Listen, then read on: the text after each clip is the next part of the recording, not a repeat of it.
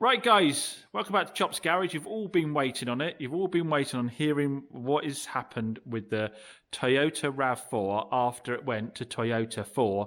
It's, 140-point check, 130-point check, whatever it was. So, quick update. If you haven't seen the channel before and you're wondering what I'm whittering on about, we sold a 2006 Toyota RAV4 to a customer.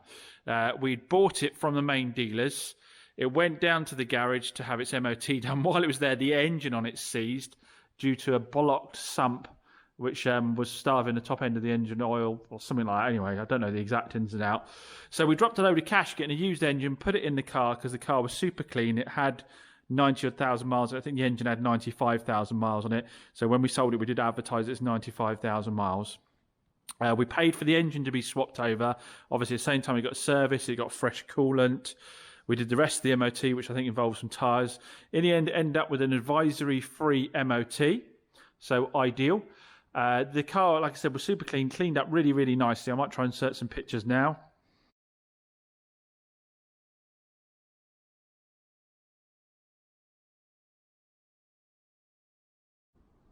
So you can see it came up really, really nicely, and the phone rang off the hook. Advertised it at 3,995. Phone absolutely rang off the hook. Could have sold the car just an absolute ton of times. Made me thinking maybe I was underpriced slightly on it. But a 2006, it was super clean. Round this way in North Devon, people love the RAV4s. So yeah, it was a good deal. We didn't make a lot of money out of it because we had to put an engine in. Obviously, if the engine had been okay, we'd have made really good money out of it. But the engine had to go in, and that ate up pretty much all the profit. So we're left with a really thin margin. Now, the lady that came along and bought it, before she rang me before and said she'd written off her car. She needed a new RAV4. She had a RAV4 before. And so she booked in a viewing. But when she turned up, when we were chatting, it turned out that she came in a taxi because her car was written off. And it turned out that before she came here, she'd rung Toyota to check if they knew anything about me as a dealer and asked them to look at the history of the car and see if it was any good or not. So Toyota looked at the MOT history of the car and the records they had for servicing, which I think Toyota must share them between them. And they said it actually looked like a good car, but they knew me and they knew that I was a good dealer and I was a safe place to get a car from. Someone within there watched the channel, I think. So the lady was, she's reassured by that. She then booked herself a taxi to come over, as I said. When she hopped in the taxi, it turns out the taxi driver is someone that watches Chop's Garage as well, which is great because she said where she was going to and what she was doing. And he went, yeah, you won't have any problems getting a car from Chop's either. So he came along, lovely chap, sorry I forget your name, and he stayed with the lady while she viewed the car. She went through the car, we left her to have a really good look over it. She didn't really want to drive it, so I took her out for a test drive in it. And we agreed the price, and even while she was looking at it, the phone was ringing, people wanting it, all within 24 hours listing it. So she decided she wanted the car down there, and she put a deposit down on it and would like the car to be dropped off to her. So we arranged for it to be transported to her house. So that was all good. But as she left, she said to me, I've booked it in for this 130-point check at Toyota. Now, she'd already agreed the deal, paid the deposit, or actually might have even paid for the car in full at this point when she told me this. And a lot of you said quite rightly at that point, I should have said, let's have your money back. I'll keep hold of the car because it is, what is it now, like 17 years old at best, isn't it? Is that right? Yeah. 17 years, 16 years old.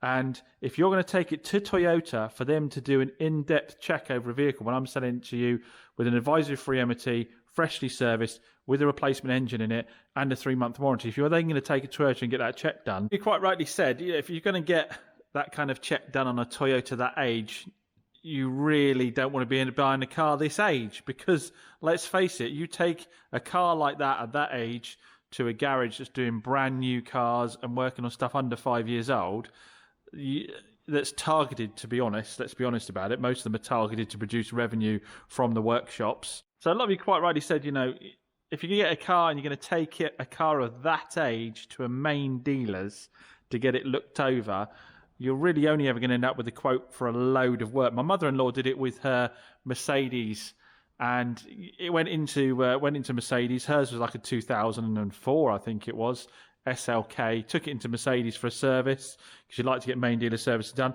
and they scared the bejesus out of her. They told her a subframe needed replacing, all kinds of stuff, and it was a case of wiring it, brushing it down, and giving it a coating. Now, technically, they're not wrong. A rusty subframe could be doing replacing, but unless there's holes in it, it doesn't really need replacing. It just needs cleaning off and painting, doesn't it? And so, I'm not having a dig at the Toyota people or anything like that, but the reality is you put a car that age in, it's going to have faults, but it won't necessarily be a faulty car. We need to remember that. A car with faults is not a faulty car. At that age, if mechanically it's sound and it's safe, it's going to have other faults, but it's still going to be a good car. So, yeah, you all said, realistically, at this point, you should take the car back, sell it to somebody else who's got, hasn't got those kind of expectations, and not cause yourself any problems, because you're only going to end up with headaches. Well, pretty much immediately we had a phone call within a few days to say that she'd gone to start the car on the day that she was taking it for the check, believe it or not, and heard a really loud squealing noise from the engine bay and didn't want to take it anywhere because a load of lights came on the dashboard. So I hot-footed it over there, had a look at it, started it 3 or 4 times, couldn't get it to make a noise at all. No lights on the dashboard, so I can only assume that the alternator momentarily stuck or something like that. And she said, okay, I'll get it rebooked in again. So we had a phone call yesterday morning. It was. I haven't got around to telling you now, but I had a phone call yesterday morning, and I missed it. And it was from the lady giving me a call, and then I saw I had a message on Facebook to give her a call, which obviously set all the alarm bells ringing. And I thought, I'll just get this over and done with. We'll refund the car, we'll take it back, and we'll just put it up for sale with somebody else. Well, I picked up the phone, gave her a ring, said she'd been down to Toyota to have it checked, and they said it's a really good car. They said, in fact, for the age, it's excellent. And their only recommendation was that she might want to look at getting front tyres after a few more 1,000 miles because they're slightly worn on the inside edge or something like that. So I think that's pretty brilliant. I'm actually, to be fair, I'm really chuffed with that. I knew it was a good car, but for it to go to the main dealers and go for a check like that at that age and come back with a clean bill of health is fantastic. Obviously you want all your cars to come back with a clean bill of health, but as I said, if you're taking a car of that age to a main dealers, there's going to be jobs that they're going to tell you that could be done that won't necessarily make the car unsafe. But as a dealer, you cannot restore a car to brand new for 1/10 of the price it was new. If you want it stored to brand new, you need to pay the brand new price of a car, aren't you? I can't sell someone a car that would have been 30 grand or whatever for 5 grand and it be as new, because to get it to new, then they need to pay me 30 grand to get it to that point. So no, I'm absolutely chuffed with that. Really am chuffed with it. And, big up to the Toyota guys as well, because they've got no allegiance to me at all. They could have told her it needed all sorts doing just to sort of run up a bill. So they're obviously, good guys down there doing the right thing. And please, again, don't take this as me having a dig at main dealers. It's just the end of the day, like I say, those businesses are targeted to generate revenue. The staff are under a lot of pressure to make money. And I'm not saying they'll say things that aren't. I'm not saying they're going to say things that don't need changing, but things that are borderline are going to be recommended. And again, if someone who works all day long on new cars and nearly new cars is looking at a really old car, not even old, I'm not even talking 10 years, we're talking 16 years old, you would think that there would be a few things they would get built along the way. So she was absolutely chuffed. She said I was absolute gentleman. She's really chuffed with that result, happy that she's bought a decent car. I'm happy that she's happy, and I'm happy that our work's been signed off, because I think sometimes also, people think because I use the same garage all the time, that they give me a free pass on getting MOTs. You get stupid comments saying, dodgy MOTs, this, that, and the other. The guys, when I take the cars down to Moores, so often they'll ring me and say, James, this isn't going to be an advisory, and we get it done. We get it done every time. So that's, and again, the fact they can go to a main dealer like that, I think, is proof of that. So there you go, guys. Hopefully that is a happy ending to the story. I mean, obviously, we're still not out of the warranty period yet. There could still be things come up.